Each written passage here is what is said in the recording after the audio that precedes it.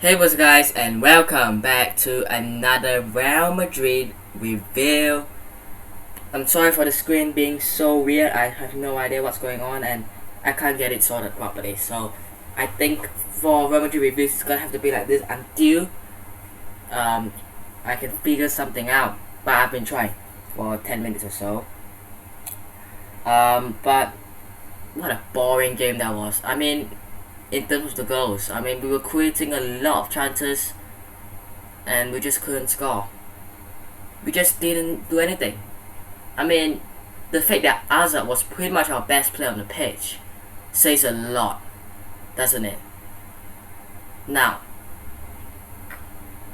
let me just get into, so no goals to talk about, obviously. There were a lot of chances. I mean, it seemed like Hazard could have gotten 3 assists. It seems like he could have gotten 3 assists or so. Literally, he could have. I mean, the amount of chances that we were creating was wow. I mean, Hazard did really well.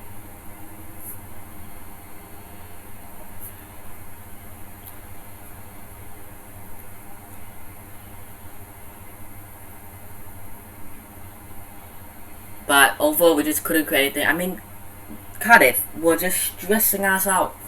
I mean, going forward, we did all we could, but defensively, they were so solid at the back. You know, they always had that brick wall of the back line was well organized. You know what I mean? And you need to have a well organized defense. You know, to stop a Real Madrid, a side at the top of the league, scoring. And I genuinely am a bit upset about the result because we didn't get the well needed 3 points against Cádiz for pretty much a relegation battle team. But I think, you know, even if we have won this game, it's not a guaranteed title win yet. I feel like Barca have Sevilla, and for the first time in my entire life, I'm gonna root for Barca because I genuinely think Sevilla have more chances of competing with us than Barca, and I'm probably more scared of Sevilla than Barca at this rate. So yep, but let's talk about this game actually. This game was just not good to watch. I was literally sitting there. I was like, please score, please. Even at the 84th minute, I was hoping. I don't know why I chose 84th minute, but in 84th minute, I was like, please. Oh, let's just pretend that Benzema score or something. But ended up no. I was just giving myself false hopes. But overall, not a great game to be honest.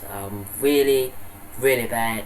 The way we played, potentially our worst game this season. You know, I know we lost to Sheriff and Espanyol, but is this worse than that? Arguably, we got a point of this. We didn't concede, but we didn't score too. And overall, I just think that we were just wasting chances, man. Vini didn't look like his normal self, but what you expect from, was it like a 20-year-old? I mean, I genuinely don't expect much of him, but obviously you have to take a step up. You know, you have to be the man with Benzema. Benzema, talking about him, did alright, but not great. Hazard, arguably the best player on the pitch today, or yesterday, sorry. Still, the old Eden isn't here.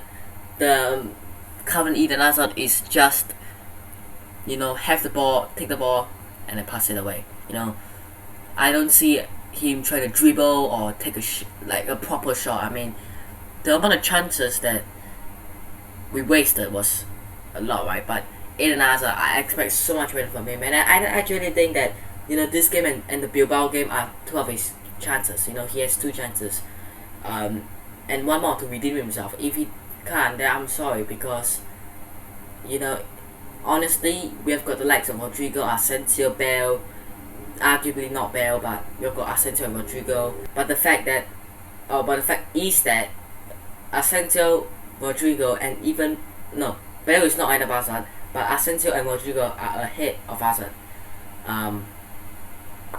And obviously Asensio and Rodrigo will miss the Bilbao game, which still means that Hazard can get a chance against Bilbao to prove himself, which I hope he will.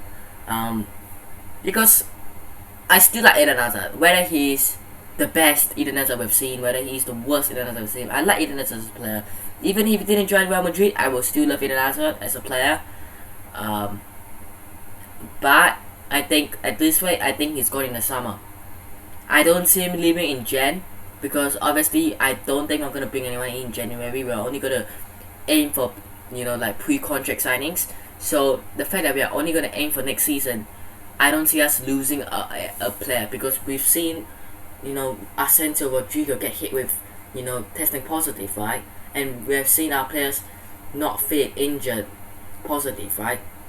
We need depth at the moment, and I think it's probably best to keep Hazard for now at least. And if we were to make a few recruitments and signings next summer, or in the summer, sorry, then Hazard can leave. And you know, we've got a whole ton of players we need to get rid of.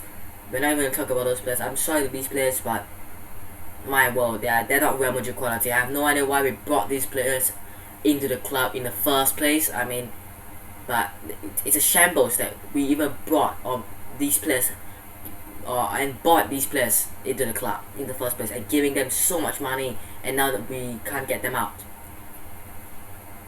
You guys probably know who I'm aiming at. I'm not aiming at a particular player, but I'm speaking of somebody.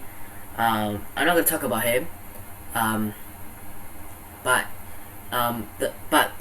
Let's talk more about the game, really. Modric obviously is gonna miss the Bilbao game. I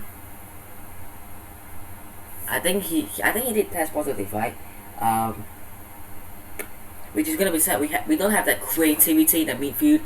And obviously he didn't play today. Cruz, Valverde, and potentially Casemiro.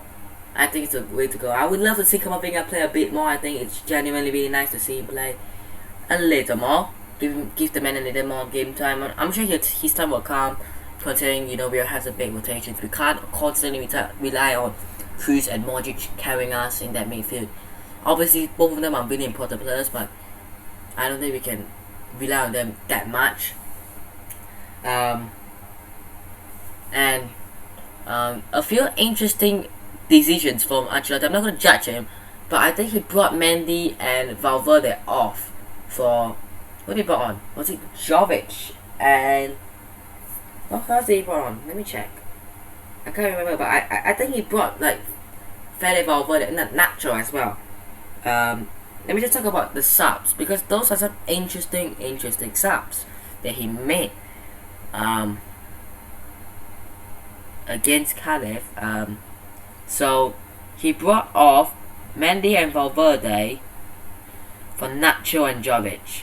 Not smart. Nacho at left back, Jovic replaced Valverde for that bit more creativity up front. And overall, we just couldn't do anything. I mean, this Juan Cala guy just absolutely plays insanely at the back. A couple as well. And then the goalkeeper, I mean, he didn't really have much save to make, but overall, they just absolutely frustrated us. And they had one chance, I think in the 74th minute, that they missed. So unfortunately we didn't get the 3 points, but yeah, you have to fight for the 3 points. If you don't get it, you know, there's no point talking here and all the time saying, oh my god, how did we not get the 3 points and all. You have to fight for it, and we didn't fight for it in the end, and it's what it is. We missed a couple of big players in there. We missed Modric, we missed Carvajal, we missed arguably Asensio is bigger, more important than Hazard is. So yeah, it's unfortunate that we missed these kind of players, but hopefully against Bilbao we'll come back stronger. I know Bilbao, it's not going to be easy game because they are playing so well, they're such a good team, and it's going to be so hard to play against them. But yeah, thanks for being on today's Real Madrid review. Hope you guys have enjoyed today's Real Madrid review. Hit the like button if you guys did, subscribe to the channel if you guys aren't already, and I'll see you guys in the next one. Peace.